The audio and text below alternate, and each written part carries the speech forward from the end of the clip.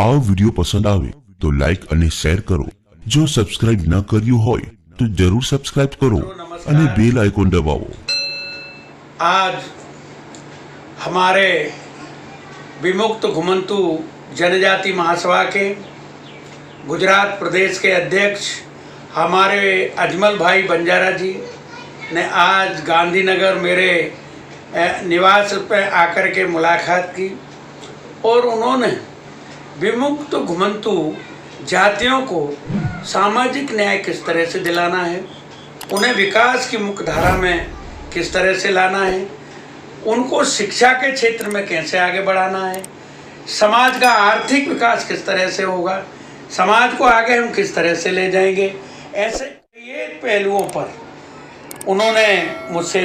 चर्चा की और मुझे बड़ी खुशी हुई कि हमारे गुजरात के प्रदेश अध्यक्ष बहुत अच्छा कार्य गुजरात में कर रहे हैं। अभी थोड़े दिन पहले मेरे साथ वो दौरे पर भी थे, बनासकांठा के मालगढ़, थराद से और सिरोही जिला के कृष्णगंज में भी वो सभा में मेरे साथ उपस्थित रहे और हमारी ये मांग रही है, ये पिछले 22 सालों से आदरणीय हरिभाऊ राठौड़ जी, हमारे माननीय मान सिंह बंजारा जी, हम लोगों ने मिलकर के माननीय गोपीनाथ मुंडे जी के नेतृत्व में हमने ये मांगें उठाई थी। इन जातियों को ओबीसी का आरक्षण लाभ इन जातियों को नहीं मिल पाता है, तो महाराष्ट्र के पैटर्न पर इन ओबीसी का वर्गीकरण कर देना चाहिए। ऐसा वर्गीकरण देश के 9 राज्यों में है। इसके लिए कई कमीशन बनाए गए हैं। सारे कमीशनों ने अपनी रिपोर्ट सौंपी है भारत सरकार को। पहला कमीशन माननीय गोपीनाथ मुंडे जी के नेतृत्व में, माननीय हरिभाऊ राठौड़ जी के अथिक प्रयासों से, हमारे माननीय मान सिंह जी और माननीय हमारे स्वर्गीय प्रमोद महाजन की मेहनतों से पहला कमीशन हमने आदरणीय हमारे स्वर्गीय प्रधानमंत्री श्री अटल बिहारी वाजपेयी जी के सरकार में बनवाया था। वो कमीशन भी काम नहीं कर सका था। कमीशन हमने बनाए, सरकार ने हमारी ने कमीशनों ने रिपोर्ट सौंपी और 2014 में मित्रों हमने माननीय हरिभाऊ राठौड़ साहब, हम लोगों ने ओबीसी कमीशन के चेयरमैन माननीय आदरणीय बी ईश्वरीय जी से बात की और उनको कई कार्यक्रमों में हमने उन्हें बुलाया और 2014 में मित्रों हमारे ओबीसी कमीशन के चेयरमैन आदरणीय बी ईश्वरीय जी ने अपनी रिपोर्ट की। हम उन्हें 2 पार्ट्सों की बात करते थे पर उन्होंने 3 पार्ट्सों में इसका डिवाइडेशन अपनी रिपोर्ट में किया है,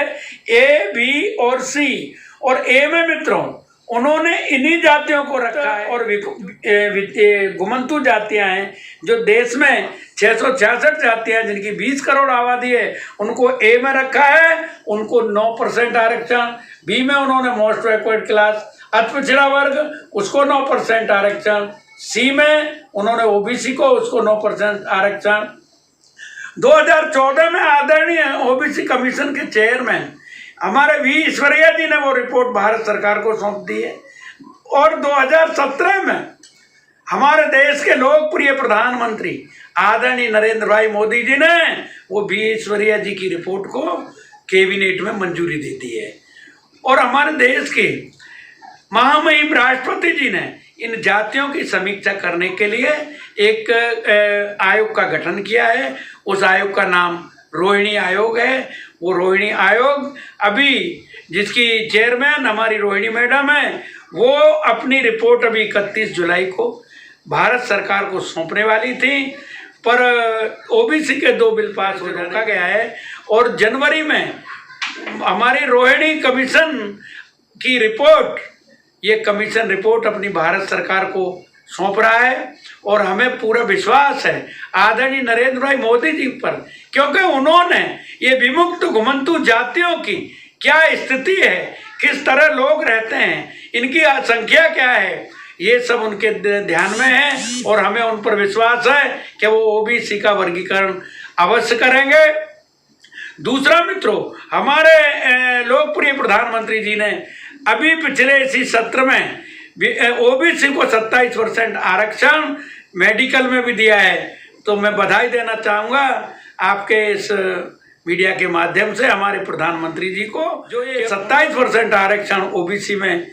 ओबीसी को दिया है। तो ये डिवाइडेशन होने पर इसका 9% लाभ इस देश में निवास करने वाली विमुक्त घुमंतु जातियों को भी होगा। और हमारे अजमल भाई भी बहुत अच्छा काम कर रहे हैं, मेरे गुजरात के प्रदेश अध्यक्ष हैं,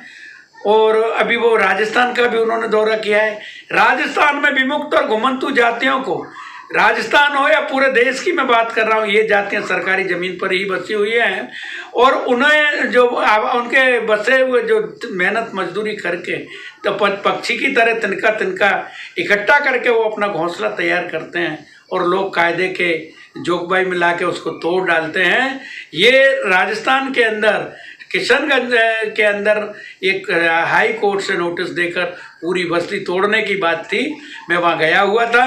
और हमारी राजस्थान सरकार ने, मैं बधाई देना चाहूँगा हमारे राजस्थान सरकार के मुख्यमंत्री जी को कि हमने जो उन्हें पत्र लिखे राजस्थान पर, उन्होंने उस पत्र को संज्ञान में लेते हुए, और अभी उन्होंने पूरे राजस्थान में विमुक्त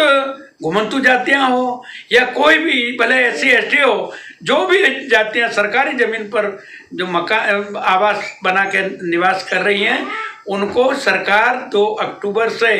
ये पूरे राजस्थान में वो कैंपिंग कर रहे हैं कि उनको उस स्थल पर जाके कैंप लगा के उनको व्यक्तिगत हैंड टू हैंड उन्हें पट्टे देने का काम वो कर रही है। ये ज़रूरत हमारे गुजरात सरकार को भी है कि गुजरात की भी यही स्थिति है। गुजरात में भी ये लोग जहाँ ये बसते हैं, वो रहने की जगह इन्हें पट्टे दिए जाए, रेगुलाइज की जाए, और इन्हें प्रधानमंत्री आवास योजना हो या कोई भी राज्य सरकार या केंद्र सरकार की आवास योजना के अंतर्गत इनको, मैं आप सारे लोगों को और आपके माध्यम से ये सब मैं कहने के लिए आपके बीच उपस्थित हुआ हूँ। हमारा नारा है मित्रों, विमुक्त घुमंतु जातियों का विकास, यही हमारा विश्वास। भारत माता की जय। जय विमुक्त घुमंतु